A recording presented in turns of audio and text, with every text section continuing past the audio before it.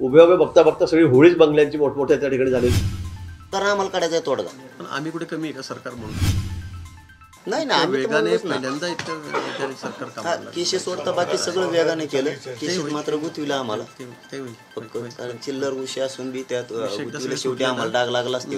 पण चिल्लर उशी असून बी त्यात गुतविले शेवटी आम्हाला डाग लागला असते. मराठा आरक्षणासाठी आंदोलन करताना अनेक कार्यकर्त्यांवर गुन्हे दाखल झाले. त्या कार्यकर्त्यावरचे गुन्हे मागे घ्यावेत अशी मागणी मनोज जरांगे पाटलांनी केली होती. पण सरसकटपणे गुन्हे मागे घेता येणार नाही असं विधान राज्याचे मंत्री गिरीश महाजन यांनी केलं.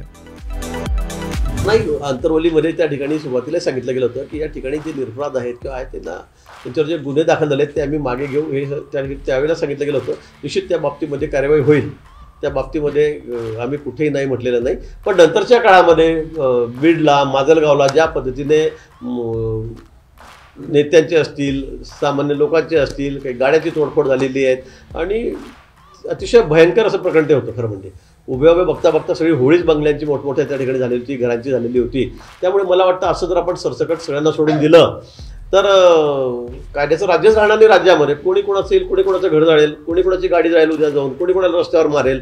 मला वाटतं त्यासाठी ती कारवाई होणं आवश्यक आहे. पण त्या ठिकाणी माझं पुन्हा हेच म्हणणं आहे की त्या ठिकाणी जे त्या दोषी नाही, जे त्या घटनेमध्ये नाही, त्यांचं नाव निश्चित येता कामा नये, ही भूमिका शासनाच्या ठिकाणी आहे. पण CCTV कॅमेरामध्ये जे लोक समोर दिसत आहेत जाताना, पेट्रोल फेकताना, दगड मारताना बंगल्यावर, मला वाटतं त्यांच्यावर कारवाई झाली पाहिजे. याच मुद्द्यावर जरांगे पाटील यांनी भाष्य केलं. एकीकडे गुन्हे मागे घेऊ असं आश्वासन दिलं जात आहे, तर दुसरीकडे नोटीस पाठवतात असंही जरांगे पाटील म्हणाले. तेच आमचं महाजन साहेबाकडे म्हणणं होतं की तुम्ही म्हणताय गुन्हे मागे घेतो, हे डाव काय तुमचा नेमका? तुम्ही एकदाच आम्हाला सांगा काय. आम्ही 5-6 कोटी सगळेच येऊन बसतो. तुम्हाला मराठीच मध्ये टाकायचे आहेत ना, आम्ही सगळेच येऊन बसतो. कशाला तुम्ही 15-10 नोटिसा देता? एकूण सांगायचं गुन्हे मागे घेऊ, अटक केले जाणार नाहीत. नंतर वयातल्या गुन्ह्यातले अटक केली तुम्ही, आता परत नोटिसा सोडतात राज्यभर. पण आता त्यांनी सांगितलं या आठवड्याभरात आम्ही राज्यातल्या सगळ्या केसेस मागं घेतो. बघूयात काय करतात. आणि आम्ही केसीला घेऊन आम्हाला चालणार नाही. मराठा समाजाला आम्हाला जर आमच्या लेकराचं कल्याण करायचं असलं तर हे खोटे गुन्हे आमच्यावर करणारच आहे, ते आम्हाला माहिती. आम्ही सगळेच बसायला तयार आहेत. एकाच जागेवर 6 कोटी मराठी येऊन बसायला तयार.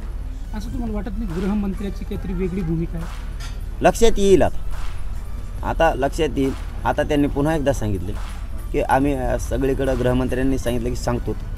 बघूयात त्यांनी सांगितल्याच्या नंतर जर नोटीस येत आहेत का, मग नेमका गृहमंत्री खालचे आहेत का वरचे आहेत, कोण कोणाचं ऐकत नाही का डावे, हे आम्ही उघडा पाडू 23 तारखेला.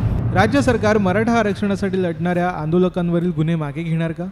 आणि मागे घेतले तर ते सरसकट मागे घेणार की काही आंदोलकांवर कारवाई होणार, हे आता येत्या काळात स्पष्ट होईलच. ब्युरो रिपोर्ट, साम TV न्यूज, मुंबई.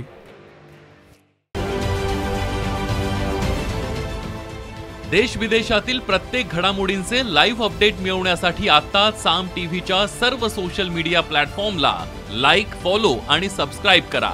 तसंच सर्व नोटिफिकेशनसाठी बेल आयकॉन प्रेस करायला विसरू नका.